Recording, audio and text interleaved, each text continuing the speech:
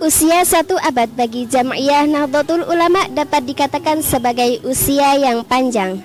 Dan tanpa harus menepuk dada, sudah cukup banyak kiprah NU dalam mengawal kehidupan bangsa dan negara Indonesia, bahkan sebelum Indonesia sendiri merdeka.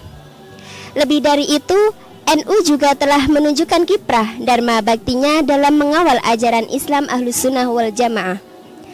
Hari ini tanggal 17 Agustus tahun 2022, Dirgahayu RI ke-77 dengan tema Pulih Lebih Cepat Bangkit Lebih Kuat. PWNU DIY menyelenggarakan rapat kerja dalam rangka menyongsong kegiatan 1 abad NU. Bagaimana hasilnya? Ikuti terus laporannya. Bersama saya, Naswa Jaza Anil Husna, Nahnu TV.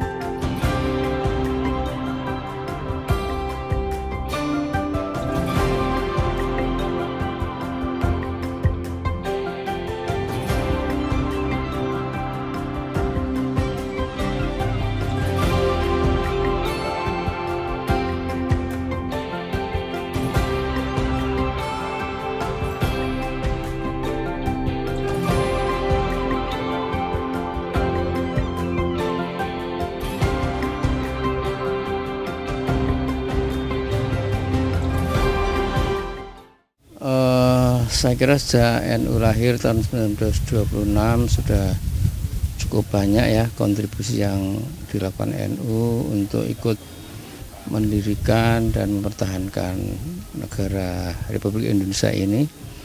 Bahkan sejak sebelum merdeka kita sudah ikut berjuang dalam menentang penjajahan Belanda maupun Jepang.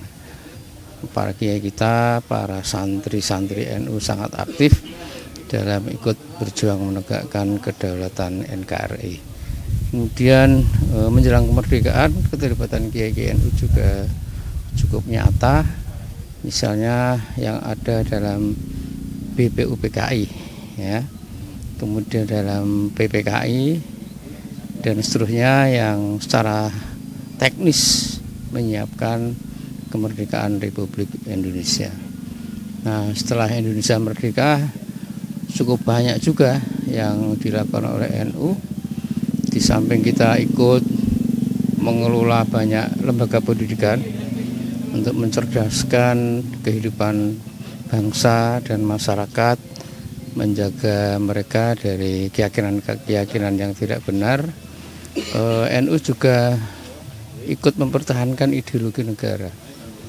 Kita tahu bahwa tahun-tahun 65, 66, 67 ya, NU sangat jelas ikut dalam gerakan penumpasan G30 SPKI yang ingin mengganti ideologi Pancasila, ingin mengubah bentuk negara dan sebagainya. Setelah itu NU juga berkontribusi dalam ikut mendidik bangsa kita ini, warga bangsa kita, agar tidak terjebak ke dalam paham-paham ekstrim, paham-paham radikal yang dapat memecah belah persatuan bangsa Indonesia. Karena itu sekarang ini NU tetap mempromosikan pemahaman Islam moderat, ya, Islam sebagai rahmatan lil alamin. Karena dengan pemahaman seperti itu kita yakin bahwa umat Islam Indonesia akan tenang dalam beribadah, rukun, dan bisa memberikan manfaat yang sebesar-besarnya bagi bangsa dan negara Indonesia. Saya kira itu kalau kontribusi ya tentu sangat banyak kalau dihitung ya, tapi intinya NU telah mengambil sikap tegas bahwa NKRI ini harga mati. Gitu. Untuk rapat kerja tadi Pak, program apa saja yang akan dilakukan ke depan dalam menyongsong 1 abad NU? Menghadapi 1 abad NU ini cukup banyak kegiatan yang kita siapkan ya. Yang pertama, kita punya program unggulan di bidang peningkatan kualitas SDM.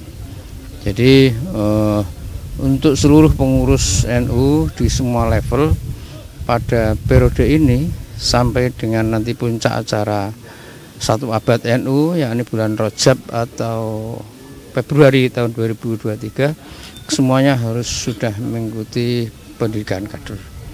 Kemudian kita juga menyasar ke berbagai klaster, ada klaster guru, klaster petani, klaster khotib dan sebagainya, yang kita harapkan nanti sampai puncak ini sudah mencapai ribuan kader-kader kita, kader-kader NU yang secara formal telah mengikuti pendidikan.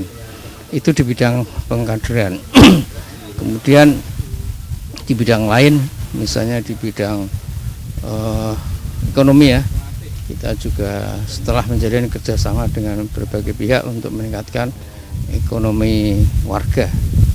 Ya, misalnya untuk bekerjasama dengan perusahaan-perusahaan besar, kemudian dengan berbagai BUMN sedang kita rintis juga untuk pelatihan dan pemberian modal kepada warga masyarakat dan juga UMKM yang jumlahnya dari warga Nahdien cukup besar. Karena itu kita juga sekarang sedang menggerakkan juga adanya himpunan pengusaha Nahdien HPN ya, yang belum lama ini cukup membuat kejutan dengan gerakan-gerakan ekonominya, dan alhamdulillah diterima dengan baik oleh warga NU. Belum lagi untuk gerakan Lazisnu dan sebagainya yang semakin masif dan sebagainya, itu juga tidak lepas dari bagian dari gerakan ekonomi warga NU. Di samping itu juga ya, tata kelola organisasi ini kita perbaiki, bahwa kita sadar NU yang didirikan oleh Mbah Hasyim Asy'ari ini adalah NU organisasi, bukan hanya sekedar hamparan kultural. Karena itu tata kelola organisasi terus kita benahi, terus kita lakukan dengan menciptakan berbagai semangat untuk mematuhi pada sistem, pada aturan main, sehingga NU sebagai jamiah atau sebagai organisasi dapat dikelola dengan lebih efektif dan bisa diharapkan lebih memberikan manfaat kepada umat ya. Saya kira cukup banyak. Nanti juga kita akan mengadakan festival-festival kesenian ya, kesenian Islam yang akan kita kemas nanti dalam berbagai acara dengan menghidupkan dan mendorong tumbuh suburnya kesenian yang berbasis keislaman.